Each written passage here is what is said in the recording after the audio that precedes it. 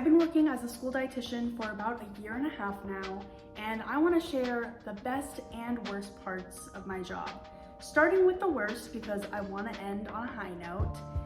One of the worst parts of my job is how many limitations there are on the impact that I can actually make, specifically related to increasing the healthfulness of school meals. You would think that as a dietitian coming in, I can just do whatever I want to the school menu to make it healthier for the kids, but that's not the case at all.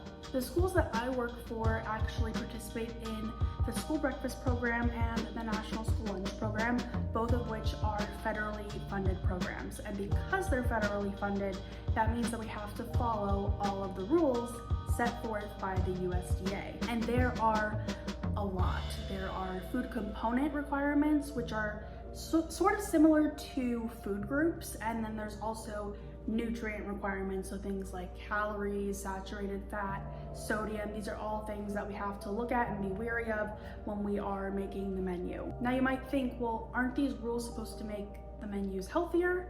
But that's not actually how it works out in practice. For example, we have a calorie range that we have to hit, right? So there's like a minimum and a maximum, and we have to be within this range for a certain age group. And when we're calculating the nutrient requirements to make sure that we're meeting them, we're using a weighted average based on a week, and we need production numbers for that. So basically, like, what are we planning for the students to take of every item on the menu for a week?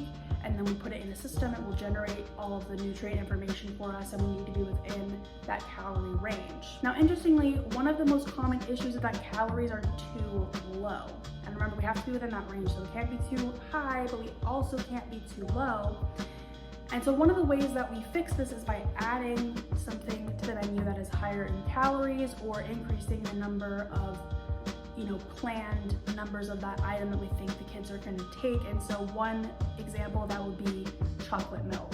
Now, obviously, I would prefer that the kids just take unflavored milk, but because of the nutrient requirements, sometimes we have to offer things like chocolate milk, and of course the kids are going to take more of that when they're faced with a decision between chocolate milk and unflavored milk. Most of the kids are going to go with chocolate milk, but that actually helps us to meet that calorie minimum. I also make menus for students with food allergies and medical conditions, and the rule is that we have to offer students with disabilities foods that they can safely eat. So we don't necessarily have to be offering things that are healthy, and actually, because these students have disabilities, they're actually exempt from the requirements for the National School Lunch program and school breakfast program. So technically, we don't have to even meet any of those requirements. Because a lot of those foods that are, say gluten-free, soy-free, things like that, are more expensive, the goal for us is really just to make sure that we can get safe foods to that student, and hopefully foods that they enjoy and that are realistic for our cooks to be able to prepare on the side while also preparing food for everybody else. So when I'm making these menus, you would think that I would want to be making these really nutrient dense, amazing menus, but the reality is that we might not be able to afford the foods that I might like to put on the menu that technically would work with the students' food allergies or foods that need to be avoided. And so it really just ends up being a menu of foods that they can safely eat, but sometimes that's, gluten-free chicken tenders and, a taco. So I definitely feel limited on the impact that I can really make in terms of nutrition. Now, not every school district participates in the National School Lunch program or the school breakfast program or any of the other federally funded programs. So if a school district that you are going to work for as a school dietitian doesn't participate in these programs, then you really do have liberty to put whatever you want on the menu. But unfortunately, with the school district that I work for, we have a lot of low-income students, so it's really necessary for us to participate in these federally funded programs so that all of these students can have safe, nutritious meals.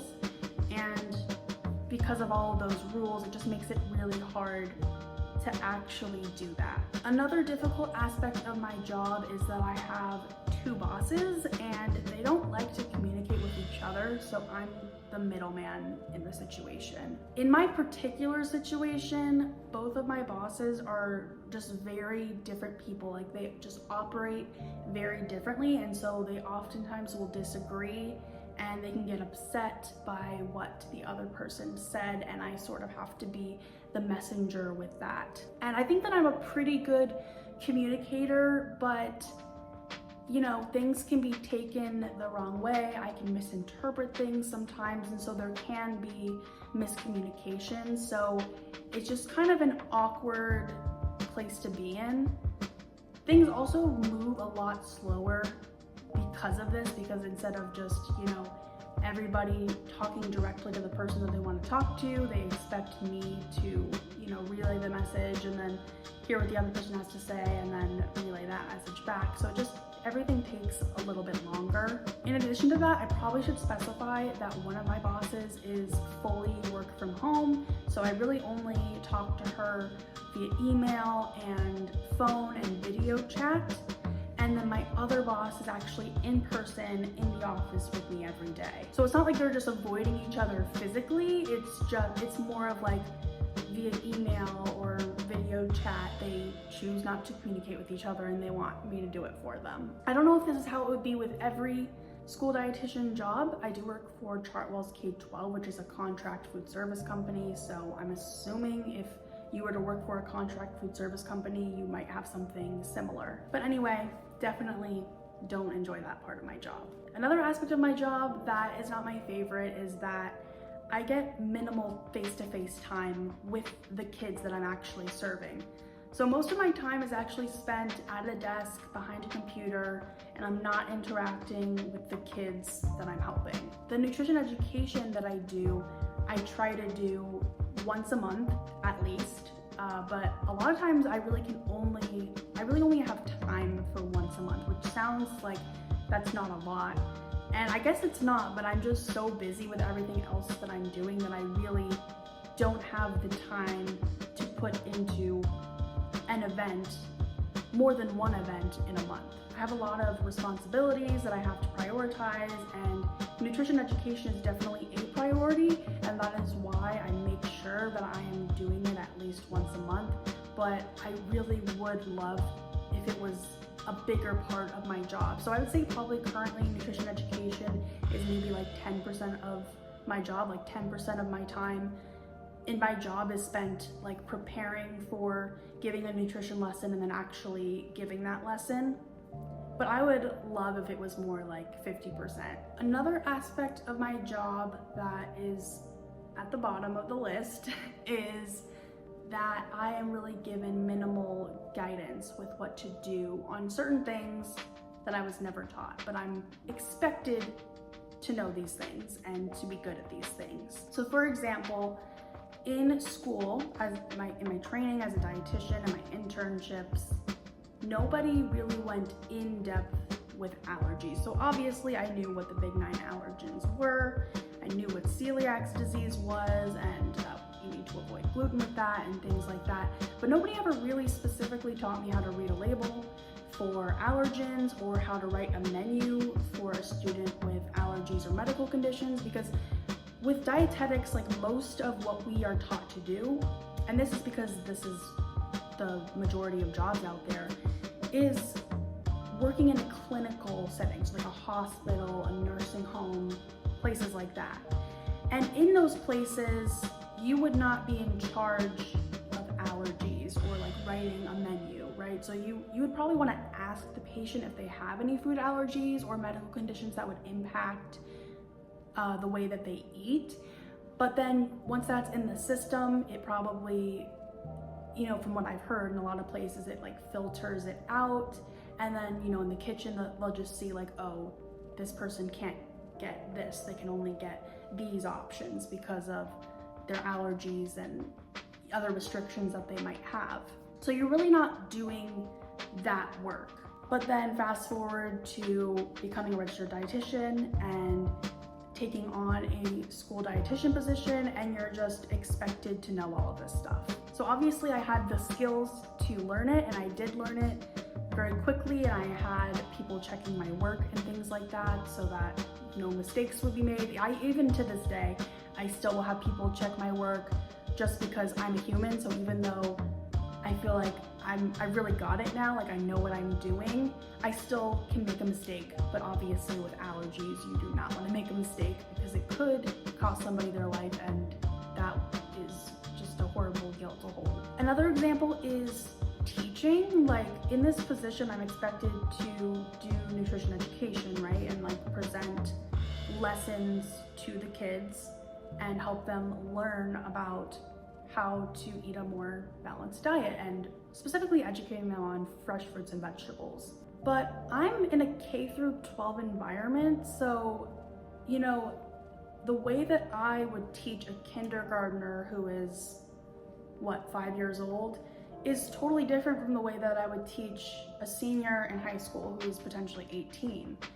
And nobody ever taught me these teaching principles or about child development specifically within the realm of education. And so I just had to make it up and figure it out and just hope that what I was saying was gonna get through to the kids. I also wasn't given any resources for this, so I tried to use the knowledge and skills that I developed from my dietetic internship and from college, which they both happened at the same time because I was in the coordinated program. But one of the things was in my community rotations, I was learning about how the average reading level in the United States for adults, I want to say is like 6th grade or 4th grade. So you want to keep things very simple. I always try to keep my words to 1 or 2 syllables, 3 max, but even then I try to keep it to 1 or 2, 3 only if I really can't think of like another word to replace that one. Not too much information, not too much text. You want lots of pictures, colors, visuals, things like that. So I've just been doing what I can. When I educate, I sort of get the feedback, even just seeing the kids, like if they seem like they are paying attention, if they're understanding what I'm saying, and then kind of making those tweaks and trying to be better next time. I've also reached out to my mom a couple of times because my mom has worked in education her whole career, and actually her current job is to literally coach teachers and help teach them how to teach better. And so I figured if anybody could help me, it would be her, because neither of my bosses have any teaching experience or was educated specifically as a teacher. So I don't really have resources for that outside of my mom, who isn't even a part of my job. Another thing to note too is sometimes when you're educating during lunch, there could be multiple grade groups in the same lunch period, and you could have a wide age group gap, I guess, over the whole day. So like for example, I have one school in my district where it is K through 6. And so in one day, I'm educating 5-year-olds all the way up to 12-year-olds on the same thing. And it's really hard to figure out how to make that lesson digestible for everybody in that age group. And because I wasn't given any resources for this, and there really isn't anything available to me from the company that I work for, I've had to figure things out. I have to make all my lessons from scratch, and it's kind of exhausting. So I've come up with a little system to make it a little easier for myself, but I'm still kind of working that out, and I want to get better in that respect. Lastly, one of the worst parts of my job is that I have to deal with really inefficient systems that were already put in place before I even got there. One of the most annoying parts of my job is that I'm constantly getting these doctor's notes for students with food allergies and medical conditions. And because my school district doesn't have a form for the doctors to fill out, they'll just type up whatever, and you get the most vague notes that are not clear. And a lot of them don't make sense. Like, you'd be surprised how many doctors don't actually understand what food allergies are. And you can just tell because the things that they will write will make no sense, or they'll write 2 things that contradict each other. And then you're like, what the heck do I do with this? Like, what does this mean? So stuff that was going on before you got there, you're gonna have to deal with when you get in that position.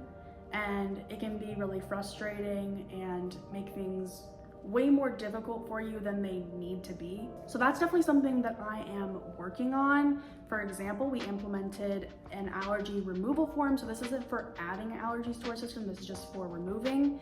And then I have a special diet form, which will be the form that the doctor will fill out to add an allergy to our system. And that we are hoping to implement this upcoming school year. So literally in August 2024, we want to get that implemented because I'm so done with these vague doctor's notes that make no sense. And there are other examples too, but I think that's just a really good one to demonstrate my point that there are just some systems that are really inefficient, and that's something you have to deal with when you get in the position, and it may take a while to actually help and fix part of that system if you can even do anything about it. Okay, so done with the worst parts. Now let's get on to the best parts about my job as a school dietitian. The first is the schedule. This might have to be like my number one favorite thing about my job is the schedule. For one thing, it is very flexible. Like, obviously I'm an important and integral part of the team, but technically I don't have to be there. Like, somebody else could cover me, and by that somebody I mean the director of dining services. I was hired to work 4 days a week, so I have 1 day off per week, and that day is usually Monday, but it can move if I need to be there on Monday for some reason. And I also often will get a work from home day, and it's just very flexible. Like, it's easy to move things around. And if I want to take any time off, it's very easy to get that scheduled. So that's something that I really appreciate. Another thing that I love is that I just get a lot of time off. Like, in the summer, I get a lot of weeks off. I get weeks off around, Christmas, New Year's. And when there are snow days, even if I have to work, I could either take PTO or I could work from home. But it's just really nice because I can't imagine, like, if it was snowing and icy out and potentially dangerous if I had to drive to work, so it's nice to not have to be able to worry about that. Additionally, the schedule is very consistent.